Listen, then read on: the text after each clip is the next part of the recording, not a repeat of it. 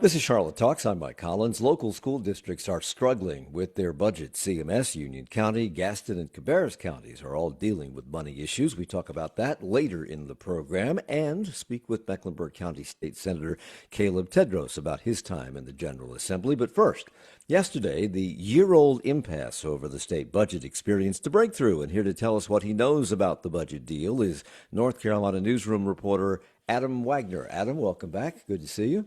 Morning, Mike. Thank you for being here. When it happened, it was almost a year overdue, but it did happen yesterday afternoon, about 4 o'clock. House and Senate Republicans announced that they have come to an agreement on a long delayed budget. This is a starting point. There's still a lot that will need to be decided and discussed between the two chambers, but this agreement sets out a good framework for us to move forward. The talks that the Speaker and I have had have been extremely productive, and I'm hopeful that as we begin the full budget conference process, we'll be able to move quickly. Senate Leader Phil Berger, Adam, what broke the stalemate? Sure. So let's just start with what this is and what this isn't. This is not a full budget agreement. This is not, we do not have a budget document.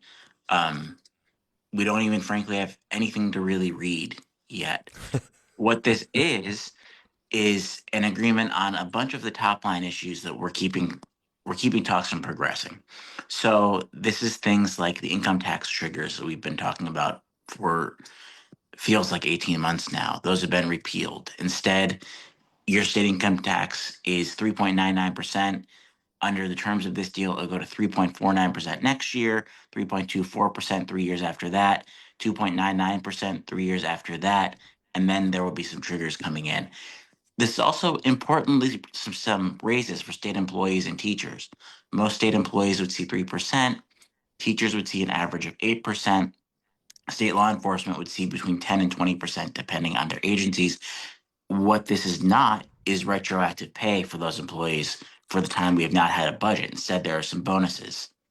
So, as you said, this is not the budget. This is an icebreaker. This is the fact that the ice is melting a little bit around the edges, and they're going to work on it. And that was underlined yesterday by House Speaker Destin Hall. Both of our chambers have reached largely an agreement on the big issues that now allow all of our members and our chairs to work towards some of the other things in the budget, and confident that we'll be able to get a comprehensive budget done relatively soon, but there's still a lot of work to do. So, the final vote on this could be weeks away. As he said, they have lots of work to do, and it will take a while. So, why announce the deal now if there's nothing on paper and the ink is that's not dry? It's not even wet yet. Yeah, it's not on paper yet. Yesterday, apparently, the appropriations chairs, the budget writers from both chambers haven't really been meeting. They're starting to meet yesterday now that these top line things have been agreed. I think the reason to announce it is just for Republicans from both chambers to say, we're moving here. They've been getting questions every single day about where's the budget, what's happening with the budget, what's happening with the income tax triggers, where are the raises? And this really, I think, is a signal to the public, to state employees, that there are agreements now. We are moving towards a budget. Now, again, that budget is still at least 4 or 6 weeks away, like, from actually happening. So there's a lot of runway between here and there. So, for a year now, this has been a disagreement between House Republicans and Senate Republicans because they control everything in the legislature. Would this impasse have broken had it not been for the fact that Phil Berger, who is arguably has been the most powerful politician in the state, had he been reelected? Or is there a little relenting of his stance because he's a lame duck? Yeah, I don't think we have a great sense for that. Senator Berger has certainly changed his position on these income tax triggers. He had been really locked in on the idea that we made a promise to the public. We need to scale down income tax. Now, asked about this yesterday, he said we are going to the 3.49% we promised. As part of that deal, the House agreed to put a constitutional amendment on the ballot this fall that would put a permanent cap of 3.5% on personal income tax.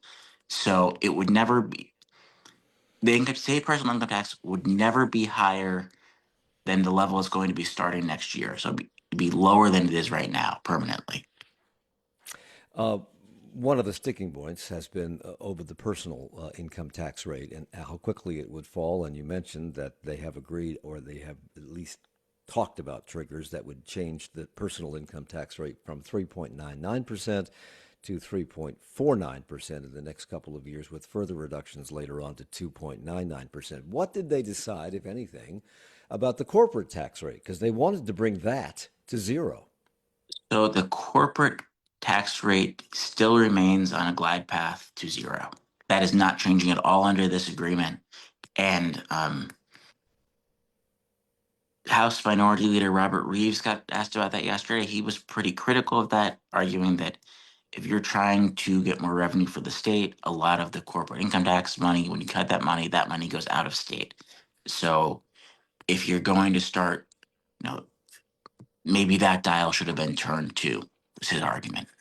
Later in the program, we're going to talk about budget problems at various school systems around Mecklenburg County, including CMS, where they passed their school budget last night. We'll talk about that with James Farrell from WFAE in a moment. But in this budget that the impasse broke yesterday on in Raleigh, teachers are scheduled to get, I believe this is correct, an 8% pay increase, and both teachers and state employees are scheduled to receive bonuses of between $1,000 and $1,750. What are those bonuses based on? So this gets a little bit tricky.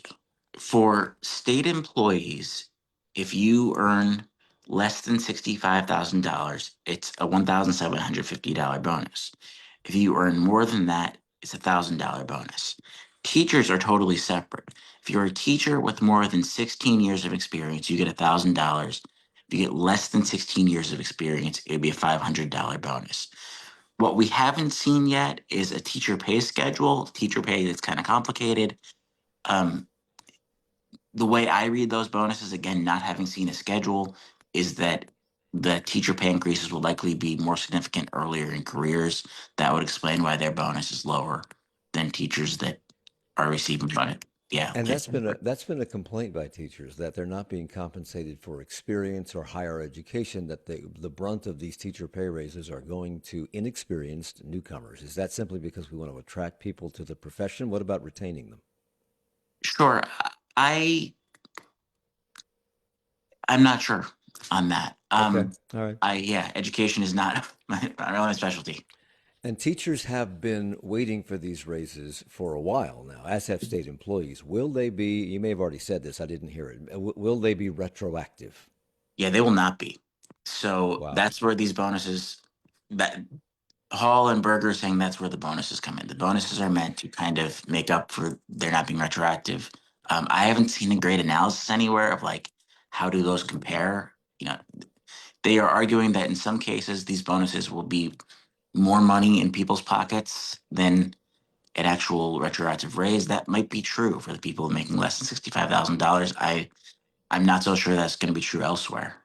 You also mentioned two constitutional amendments. If this goes through as it presently stands, there could be two constitutional amendments on the November ballot for voters to decide on, and one would be something that Mecklenburg County leaders have vehemently opposed, and that is a cap, I believe, on property taxes, because that would impinge on what governments, local governments, county governments can bring in from property taxes, which is their principal source of revenue. Where does that stand? So the House has put forward a bill that would put a levy limit on November's ballot. Now, levy limit's a little bit tricky to understand because it's not necessarily a cap on the property tax rate, but it would be a limit on how much revenue can be earned through property tax. So it kind of addresses both the tax rate and the revaluation piece. County leaders across the state, the Association of County Commissioners, they've been very clear they do not want this. This would be a pretty significant throttle on what local governments can do. And then the other piece of it would be the 3.5% cap on personal income tax rates. That would come more from the Senate end. But when it comes to capping property taxes, that would impact, according to local leaders, it would impact everything from public safety to road repairs to teacher pay. Here we go back to teacher pay again. Will counties have any leverage in this, do you think, with members of the General Assembly, even through their own? The problem, I think, in Mecklenburg County is that we have a pretty heavy Democratic representation. Will they be heard in the General Assembly? They will certainly be voicing their opinions. I think that's true. I think we started seeing that yesterday with Senator Batch's statement and with House Minority Leader Reeves's comments. As far as how much they will influence this process, we'll see. The people that might have influence might be those now newly unaffiliated representatives in Mecklenburg County who could make this thing veto-proof. Adam Wagner, who is a General Assembly reporter for North Carolina Newsroom. Thank you very much for your time and for updating us on that. What happened yesterday afternoon. I want to bring in Mecklenburg Senator Caleb Theodros, who represents District 41, that covers West Charlotte, the Plaza Midwood. And when he was first elected 2 years ago, he became the youngest member serving in the state Senate.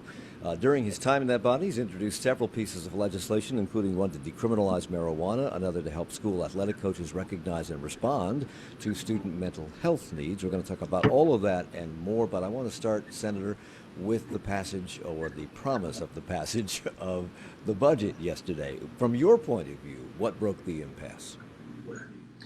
Yeah, I think it's very important to kind of label this what it is. I mean, it was essentially a general framework that was introduced, followed by a press conference. And so I am thankful to see that there's some kind of improvement in negotiations. I mean, a step-up pay increase for teachers is definitely helpful in terms of one of the overarching frameworks that have been introduced. But again, I think we're still at month 10. We're overdue for a budget. I would like to see continued progress on that front and actually a formal budget introduced to state legislators. And so, much like you said, I do have concerns over some of the items that have been introduced, including the constitutional amendments. I think putting a permanent cap on a state's ability to bring in revenue years before we even know how much the state is going to bring in is financially completely irresponsible. And so I think, I guess promising to hear that we have something, but, general framework in a press conference, I think is a step, but a small step. I want to talk just a second about these 3% pay raises, because I know that there are some Democrats in the General Assembly who were disgruntled by that for state employees, the 3%, because the inflation rate is 3.8%. Could that be solved? Could more be coming to those employees were it not for these tax cuts? And I have 30 seconds. Yeah, I mean, 100%. I think ultimately you have to balance the budget somehow. And so for every time we lower the top income tax rate and lower the corporate tax rate, there's someone else going to be paying the price. And again, in this instance, a 3% pay increase when it's barely keeping up with the inflation for our public employees is unacceptable. And so I think these are the second and third order effects of being financially irresponsible. And I share those sentiments with some of my counterparts in having concerns about that. State Senator Caleb Theodros from District 41, which includes West Charlotte to Plaza Midwood, with us. We'll come back with more of our conversation with him and more on the budget, some political thoughts, and some of the bills that he's introduced when we come back at Charlotte Talks on WFAE. Good morning. It's about 20 minutes after 9 o'clock. You're listening to Charlotte Talks here on 90.7 WFAE and WFAE.org. Hurricane season begins June 1st. Researchers are predicting a pattern of storms similar to recent years. 12 to 15 named storms, 6 to 9 hurricanes, with 2 or 3 of them major events. Tomorrow on Charlotte Talks, we'll take a closer look at what to expect this year and how to prepare.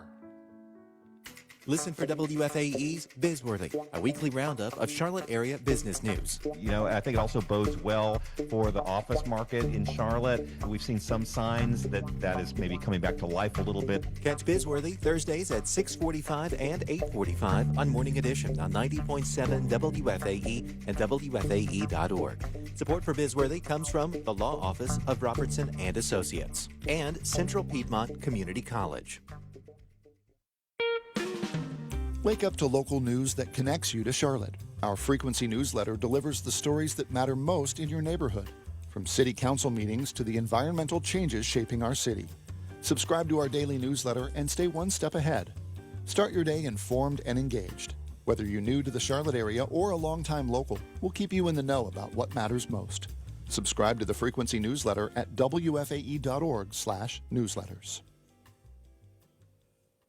It's Charlotte Talks on listener-funded 90.7 WFAE and WFHE. I'm Mike Collins. We're here with State Senator Caleb Theodros, District 41, elected in 2024. He represents West Charlotte and Plaza Midwood, and we're talking at the moment about the budget impasse being broken yesterday. We'll move on to other topics as we go through the next segment here. And I want to mention that the senator is speaking to us from a meeting room in Raleigh, which has other people in it, which may explain some of the background noise that we're hearing.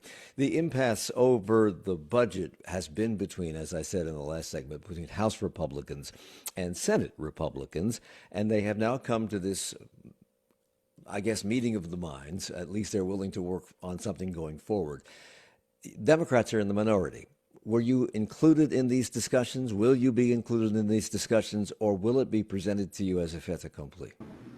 Yeah, much like the earlier budget items that were introduced by the House and Senate. Traditionally, this is dropped on Senate Democrats' office maybe the night before, if we're lucky. And so just explain how things work. If you are in the minority, in this instance, the super minority, the last go around in budget discussions, we got it, I believe, at Monday at 5 p.m. And then that Tuesday morning is when the budget was read in committee. So I suspect it'll be similar. You are the former chair of the Black Political Caucus, a very powerful group here in the Charlotte area. You went to Harding High School. You went to UNC Charlotte. You're a hometowner. You studied economics there. You worked for a while, I believe, in the banking industry, but you're also a longtime Democrat. But it is the Republicans who have a longtime reputation for being conservative, fiscally conservative. I'm wondering why you're a Democrat. Yeah, I think I would kind of push back on that. There is that general stereotype of Democrats being a little bit more fiscally, I guess, liberal and not as conservative. I think ultimately, just because someone wants to invest in actual social programs that uplift people that will have a later return on investment does not make them fiscally not conservative or irresponsible. I think that if a proper investment is made to people who are going to, in return on that investment in the city in the form of education, in the form of paying a living wage, I think those things are actually responsible, which I think the Democrats stand for. You're also in a body, the legislature, that has seen some defections from the Democratic Party of late. Tricia Cotham was switched from a Democrat to Republican a couple of years ago, and just recently Carla Cunningham and Nassif Majid moved away from the Democratic Party and put themselves in the unaffiliated category. All three complained about feeling controlled by the party and shunned when they didn't toe the party line. I'm wondering if you have felt any of that pressure. No, I mean, as a matter of fact, not at all. If you see some of the Senate Democrats and even House Democrats, we have diverse viewpoints. Again, there are folks that are interested, like myself, maybe in technology. I have a specific viewpoint that might not align with my colleagues when it comes to crypto, AI, et cetera. But I've always been pushed, whether it's the governor or our leadership, to kind of express my opinion and kind of follow my own interests. And so I haven't necessarily seen that. Now, that doesn't mean other folks don't feel that as well. There are, complaints, especially from national political parties on both sides of the aisle. We kind of obviously focus on North Carolina, but there are other states where you're seeing the same kind of reaction from Republicans as well. And so, again, we get elected by our constituents to follow in the values that they elected us for. And I feel like, you allow the democratic process to kind of take shape. But, yeah, speaking directly, I have not felt that pressure. You're also in politics at a time when people are questioning whether or not democracy in this country will survive. And one of the maneuvers that is taking place around the country right now is political gerrymandering. The Republicans in North Carolina have indulged in this, but so did Democrats when they were in control of the House and Senate. It's a little stronger now, I think, because of the abilities given to people because of computer technology and the way to really laser focus certain of these areas.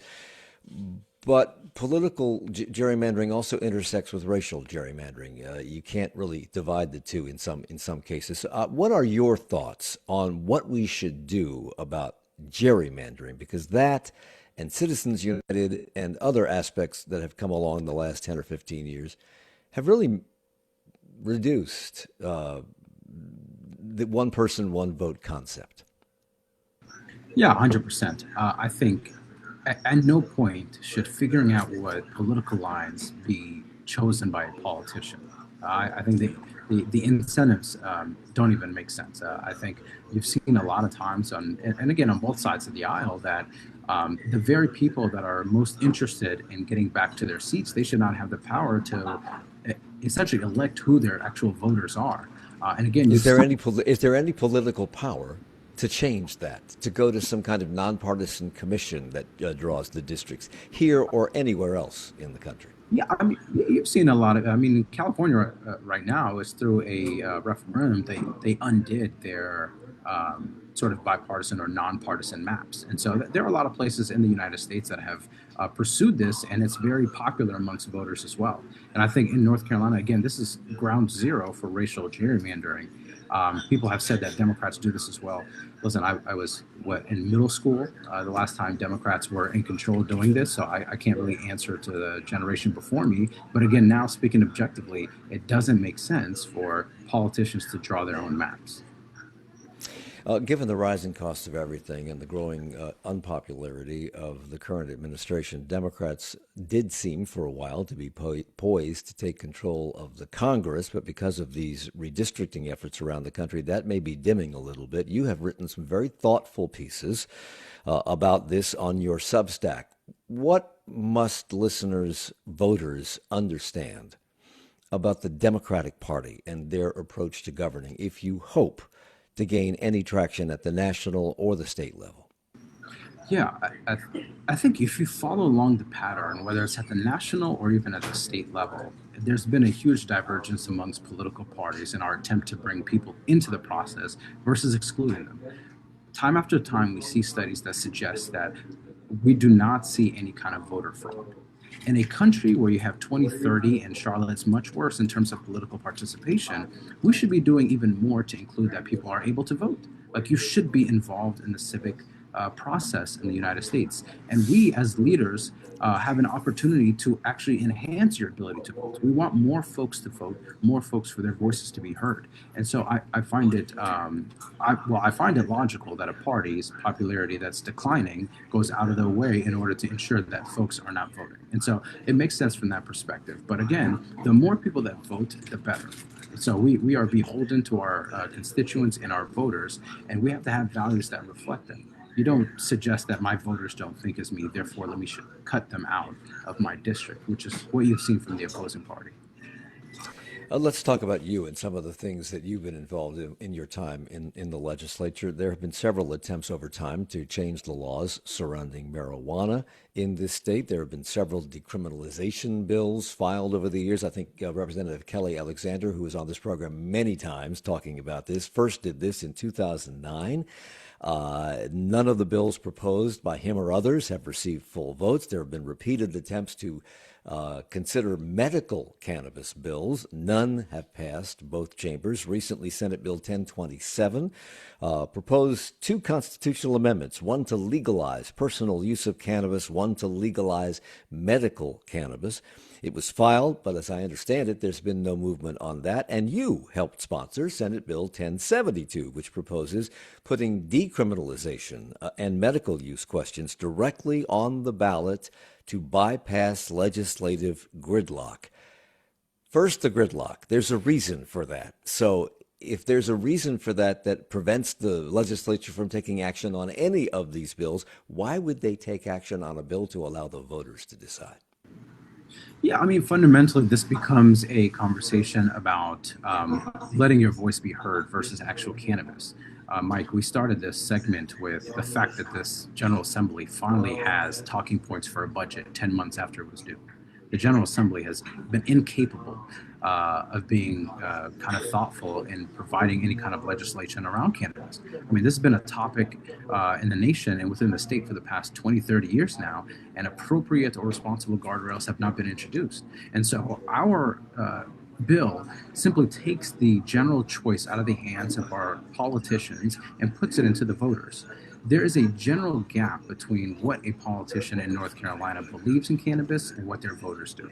Polling and time again has shown us for both recreational and medical marijuana usage. So independent of what you think, you can be for marijuana, you can be for medical marijuana. It doesn't even matter. This actually allows you to go to the polls and vote whether you want this legalized or not, or decriminalized or not. Well, as you mentioned, public polling in the state shows that voters are ahead of the General Assembly on this. They are more and more people are favoring, I'm not sure it's a majority yet, but it could be, favoring the legalization of marijuana. And last month, the federal government has begun to treat marijuana no longer as a Schedule I drug for medical use or research. So is the tide turning? Do you have a shot at this? Where does your bill stand? I think so. Again, I mean, it is in Rules Committee right now, but what is it, May 13th? Isn't that where bills go to die, the Rules Committee? True, that's where they all go to start as well. But Okay. listen, we introduced it 7 days ago. We have Senator Candy Smith, who's leading the bill effort, who is chair of the Legislative Black Caucus, and she's on the bipartisan cannabis task force for the governor. And so, again, listen, we are Democrats. Is it a long shot? Yes. But, I get sent here not to sit around and sit on my hands because I'm in the minority, but to actually introduce bills, be creative, and figure out how to get things across the finish line for constituents. There are currently criminal penalties attached to marijuana in many states, including ours, and in places where marijuana has been legalized to various degrees. Do you know if there has been any uptick in crime, an increase in medical and or health issues, or an increase of driving while impaired issues because somebody's not on alcohol, but they're high on marijuana? Yeah, from those states, I think you're going to get mixed reviews over the second, third order effect of introducing legislation like this. I mean, obviously, whenever we introduce legislation around cannabis or any substance, we need the Attorney General in our office to discuss this. We need subject matter experts. We need law enforcement. I think this bill initially puts it up to the voters to determine what they think about these two issues. And then after that, we have thoughtful discussions over the proper implementation so that we can look out for things like driving under the influence, so that we can reinforce and ensure that we have the proper infrastructure. Because of our laws here and elsewhere, people have been prosecuted and convicted for possession and use and put in jail for possession and use of marijuana. And you have spoken about the, quote, disproportionate application of the law, meaning that some people are arrested more often for this than others, and we know who we're talking about. It has affected an individual's ability to get a job upon release from that incarceration. Does your bill deal at all with expunging the records of those related to marijuana convictions if we then legalize marijuana? Not this specific bill. And so after this bill is introduced, there are a litany of bills that we plan to introduce as well that have to do with expungement and other policy around this.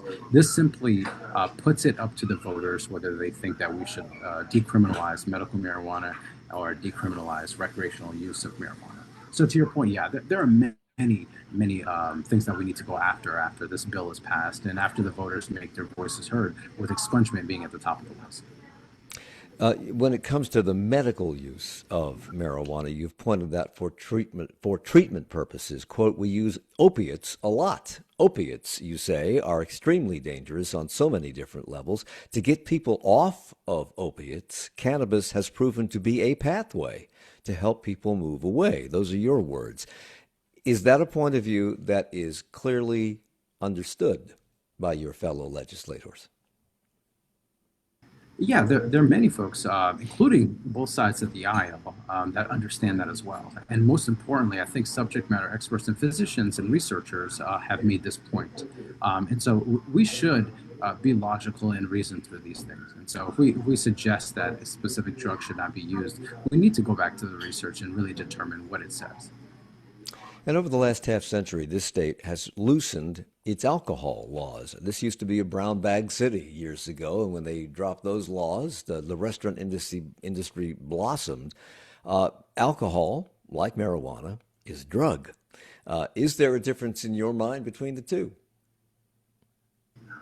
Yeah, I think, ultimately there is a difference between the two, but I think the more kind of accurate description of what's taking place is not comparing the brown bag laws, but comparing it to prohibition. I think, again, we don't want this free reign, no rules around cannabis. This is simply allowing voters to make their voices heard over whether we should decriminalize these issues or not. But yeah, I do definitely realize that there's a difference between the two. You also introduced Senate Bill 550. That's the Coaches Care Act, which is aimed at helping coaches, athletic coaches in public schools, lower, what am I trying to say? Not higher education, but, high schools and junior high schools, recognize and respond to student mental health needs before they worsen. Why is this aimed just at coaches? Why not teachers? Why not counselors? Why not other faculty and staff members? Yeah, honestly, baby steps. I think I agree. This is something that I pushed at CMS, which is to get teachers the ability to get them mental health first aid training as well. We see CMPD, this is a requirement for them. So we thought that an additional step would be to try to get it coaches, partially because of the place that coaches oftentimes hold in a child's life. Listen, especially in Charlotte, I grew up playing sports, but a coach is oftentimes a father figure to some of these kids. And so that if we can nudge them a bit closer to understanding the effects of mental health on those kids as well, we'd be that much closer to solving this mental health gap. Suicide is the second leading cause of death among children in the state, and 1 in 7 young people experience a mental health disorder every year. How would your bill work to reduce those numbers, or do you think it would work to reduce those numbers? I think, yeah, if you look at any stat around the mental health first aid, this is the training given by the National Society for Wellbeing, pretty much the gold standard of training around mental health. Florida has a requirement for all teachers. This was backed by Republicans, bipartisan support. And we've shown through study after study that this helps kids.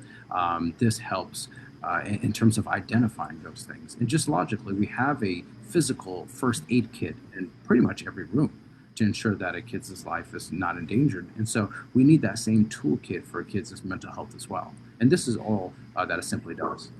I have about 30 seconds left, but 2 weeks ago, good news for you, this bill received the unanimous support of the North Carolina High School Athletic Association. That organization also voted to require all high school sports head coaches to undergo youth mental health training every 3 years.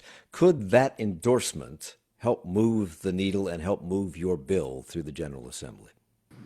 I think so. People on both sides of the aisle realize the importance of this bill, and I'm glad the High School Association also recognizes this too. And so, and that's my point to all the other bills. Even if we're in the super minority, Mike, we're going to figure out a way to pass policy and to ensure the folks that need the resources are going to get it. State Senator Caleb Theodros from District 41, which is West Charlotte through Plaza Midwood. Thank you so much for joining us this morning. I appreciate your time. When we come back, school budgets are the topic. It's about 20 minutes before 10 o'clock. You're listening to Charlotte Talks here on 90.7 WFAE and WFAE.org. Coming up at 10 on 1A, in 2026, what is college for? How are financial pressures changing what students and families expect to get out of a degree? And for those who do decide to go, how do they make the most of it? That's 1A, coming up in about 20 minutes. Peter Sagal here, and if you're in your car, I want you to try something. Roll up the windows, you're all sealed inside, take a good smell. Can you smell that? That was the great cologne experiment of 2004. You should not have gone with the dollar store for that one. Well, you can lose that old car smell by donating your vehicle to one of your favorite causes, like public radio. It only takes a few minutes, and just like that, you've supported the station, and well, you are on your way to a life of better smells. Just head to WFAE.org/cars to get started. Support comes from WFAE listeners and Givens Aldersgate, a 230-acre not-for-profit life plan community surrounded by nature with new residential homes for active adults 55 and older in Charlotte. GivensAldersgate.org. And Celtic Throne 2, an epic journey exploring the ancient origins of Ireland through a cinematic fusion of Irish dance, theater, and music. June 14th at Night Theater. Tickets are available at blumenthalarts.org. This is WFAE. It's Charlotte Talks on WFAE and WFAE.org. I'm Mike Collins. School systems surrounding Mecklenburg County are experiencing money woes. Union, Cabarrus, and Gaston County schools are either cutting budgets or asking for more money. And CMS spent more than a week wrangling over and revising their budget request to Mecklenburg County, which passed last night. It all deserves a closer look, and to help us with that, we're joined by WFAE education reporter James Farrell. And because some of these budget issues stem from the lack of a state budget, we'll also talk about how that passage or the impasse being broken might impact what some of these people are struggling with. James, welcome to the program. Welcome back. Nice to have you here. Thanks, Mike. Nice to be here. Let's start with CMS. The board rejected Superintendent Crystal Hill's proposed $2.1 billion budget a couple of weeks ago. They offered very little guidance at first. They held an early Saturday morning meeting that she was at and then left.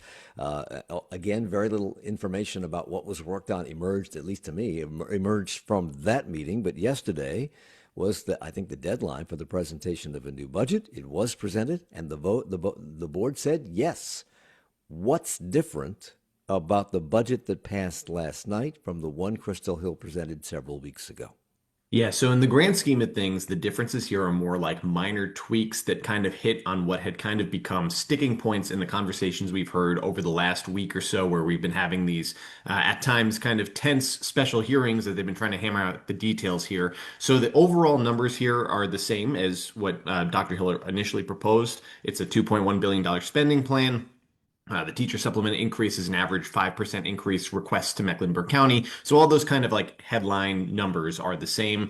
The changes were more sort of reallocating where money is going. So for instance, one of the big changes was the elimination of this $2.4 million expense on this social emotional learning program called Capturing Kids' Hearts. Some board members had raised questions about whether this program was effective, and they wanted to maybe see that money go toward other social emotional learning opportunities. So this budget commits to doing that, reallocating that money to that. There was some kind of shifting in where teachers are going. They moved about 3 teacher positions to different schools. That was a big topic of conversation, how the district sort of allots teachers to schools based off of enrollment. So that appeared to be an attempt to kind of satiate the board's hope to see more teachers at struggling schools, for instance.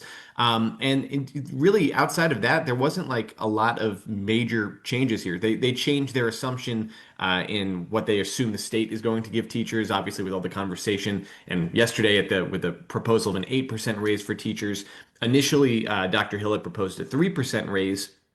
Or at least assuming that the budget would assume for a 3% state raise. But the board had wanted to see that number maybe be a little bit higher, given conversations had suggested that number might be higher. So this budget assumes a 5% increase in the state raises. And the state passed, they're looking at an 8% pay raise. How will that ultimately impact CMS's bottom line and what they're going to have to ask for or get from the county to supplement that? Yeah, so that was a big question at last night's meeting. Chief Finance Officer Kelly Klutz said that they believe the current budget is set up to be able to accommodate for whatever the state ends up doing. They said in the context of the CMS budget, it might end up being more like a 6% increase because they don't know how that 8% raise is going to be spread out. They know, for instance, non-certified staff will probably get a less raise. So overall, they think that with the contingencies that they put in there, the cuts that they have made to kind of guard against a larger increase, they think, at least initially, that that they will be able to accommodate. Now, an important point, though, is that, like we've been talking about, this is just a framework of a deal. We don't know the specifics yet. So as that changes, that could cause more conversations about potential cuts and readjustments and things like that. I want to come back to the social and emotional learning component of this, because that seemed to be a topic of concern among school board members when the first budget presentation happened and in the interim between that and last night's passage. And you mentioned this program called Capturing Kids' Hearts. We've done a lot of education programs on this program. I've never heard about that program ever. So tell me what it is, and tell me what emotional and social learning is?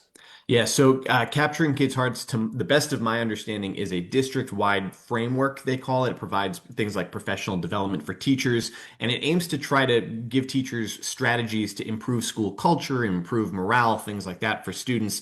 When we talk about social emotional learning, that's often tied to mental health and tied to trying to make sure that kids are doing okay emotionally as well as academically. But there had been a lot of questions from the board about the data that the district was using to judge whether this was an effective program. I had heard some rumblings from parents who were concerned about kind of the expenditure on this and questions about what this program even was and whether it was worth the money that the district was spending. So they had suggested maybe trying to reallocate that money towards, like, for instance, the district's own behavioral modification technicians and their own, like, kind of internal social emotional learning strategies. And they also committed to going out to an RFP for maybe finding some sort of other program that can provide direct supports to students who might be struggling with mental health and things like that. The tenor of that budget presentation a couple of weeks ago was extraordinary because it was the first time since I can remember, since 2023, when Crystal Hill became the superintendent, that there was any friction whatsoever between her and the board. And there seemed to be a lot of friction between her and the board. Does this fix that? I know that there's an emergency session of the school board. That's an odd word to use to concentrate on personnel issues. It started at 7 o'clock this morning. What do we know about that? And is that related to this friction?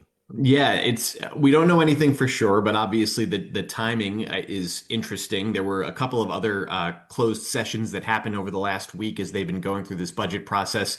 Certainly from the outside, when you look at the timing and you look at how tense some of those hearings have gotten, it certainly raises questions about the state of the relationship between the board and Hill, which, like you said, up to this point, had really not had a lot of friction and had not had a lot of tensions and things like that. I will say after the meeting yesterday, I did talk to Board Chair Stephanie Sneed. I asked kind of how the board moves on from this.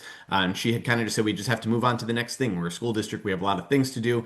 I asked if the board still had confidence in Dr. Hill. And she said, well, you didn't hear anything from the dais suggesting otherwise. This was obviously a difficult time. It doesn't suggest, just a difficult time doesn't necessarily mean that there's a lack of confidence. So not quite a direct yes or no. So we're going to have to wait and see and see what that next thing is that they talk about, what comes out of this meeting today, if anything. I have not heard anything specifically about this morning's meeting. It was definitely curious seeing that emergency notice go out immediately after all of this budget tension appeared to have kind of ended, because at the meeting last night, the morale on the budget talks was a little bit better than it had been. The board seemed appreciative of the changes. They seemed to believe the budget was better. And then we get this notice about the emergency meeting. So those questions are definitely still going to remain.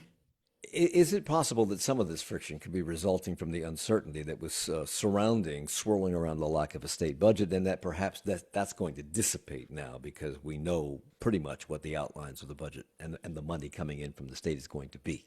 Yeah, I think even as we start talking about the other school districts here, I think that's a common thread through all of this. There's been so much uncertainty in school districts who are trying to plan their finances without knowing what the budget's going to say, without knowing what teacher raises are going to be.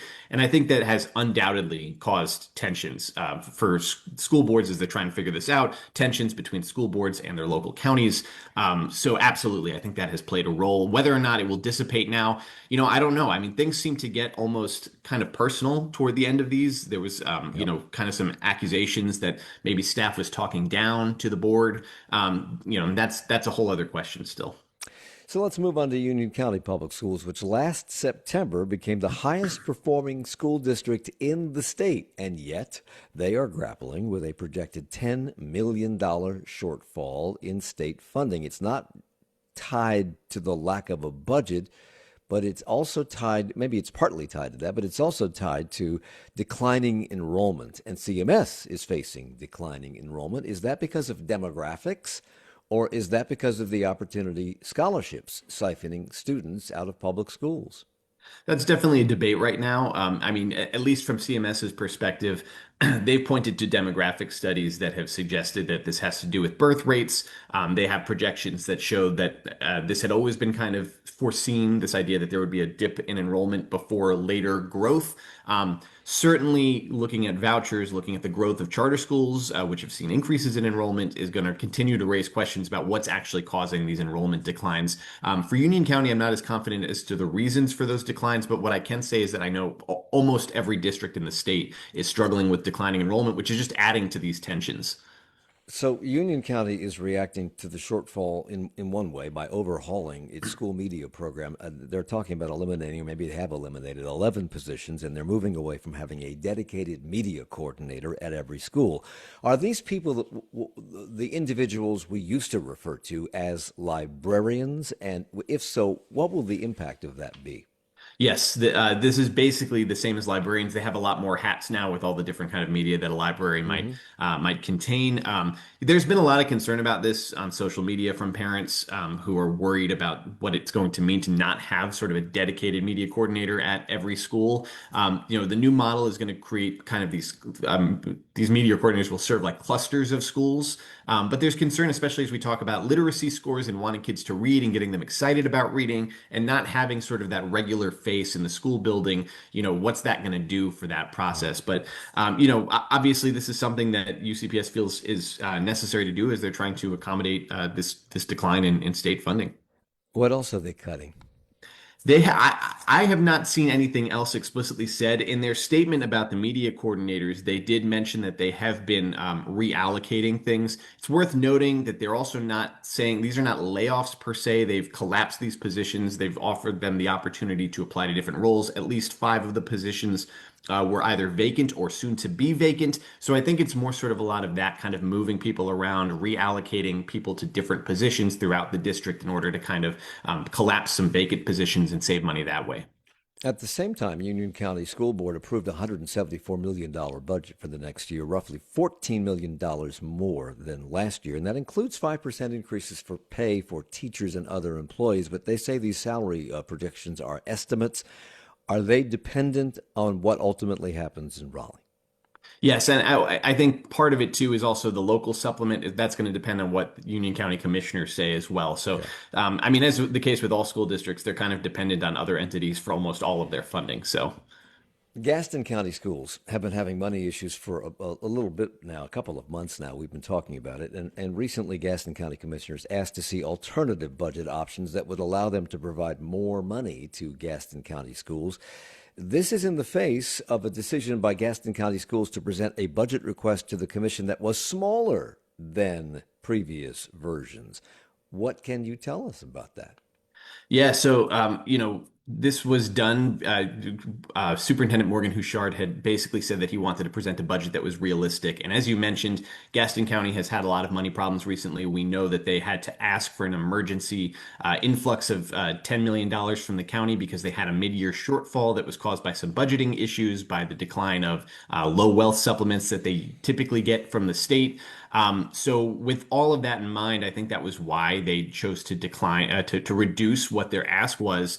Of course, that's always going to bring up a tension that we see in a lot of different school districts, which is that you're only going to get, at least, what you ask for. And so as people have been pushing for more funding and higher teacher supplements, there has been some concern about whether or not they're being aggressive enough in their ask. Obviously, the county has seemed a little hesitant about funding more in the context of all of these issues they've been having.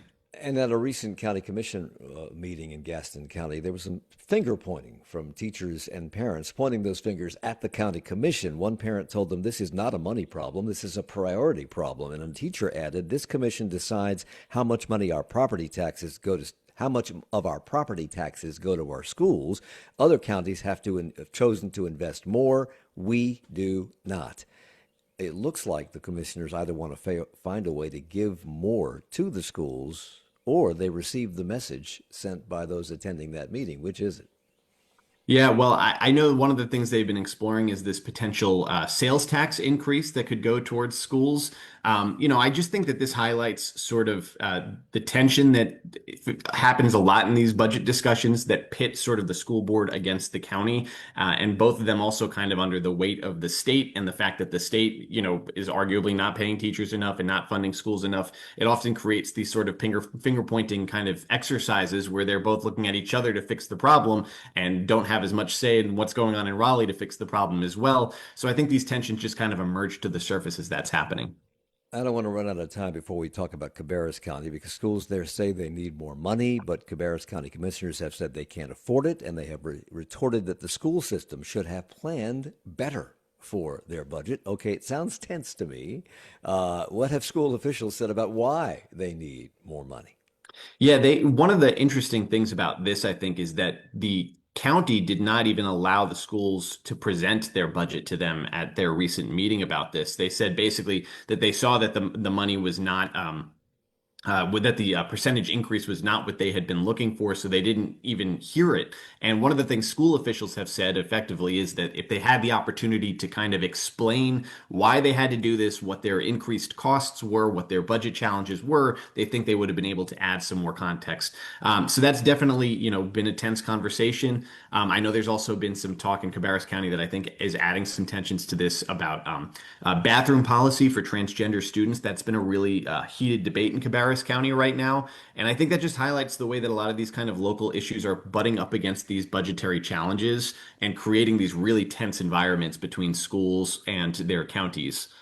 But the county wants to fund them at literally half the level. The county commissioners told schools to operate within a projected 4.5 budget increase. The schools want 8.43% more. That's half or twice, depending which side of the equation you're on. And the county's already passed their budget. So is this a dead issue in Cabarrus County? Is what they have what they're going to get? I'm not entirely sure. I have to kind of read up a little bit more on kind of where this is going next, but it certainly seems that way. There doesn't seem a lot of openness on the county's part to kind of maybe reconsider. It certainly won't be as high as what the school district is asking for. So in Cabarrus County, the local funding accounts for about 27% of the district's operating budget. And if they don't get the requested increase, that would leave an estimated $8.5 million shortfall between revenue and projected expenses. I have 15 seconds, 30 seconds tops. That sounds like a big number. Is it? Yeah, I think that sounds like a big number as well. I also just think that these kind of shortfalls are what we're seeing all around the state. Every school district is having these same problems, having to make these same tough decisions right now. In this case, it seems like the tension with the county is adding to that as well. Will this be solved by some of the budget impasse things that fell by the wayside yesterday, or is this due to other things the legislature is doing to public education? It's so interesting because I'm sure that that'll help with some of it, but we also have the issue of declining enrollment that's affecting everything as well. There's a lot of factors involved. James Farrell, thank you for your time. Charlotte Talks is a production of 90.7 WFAE.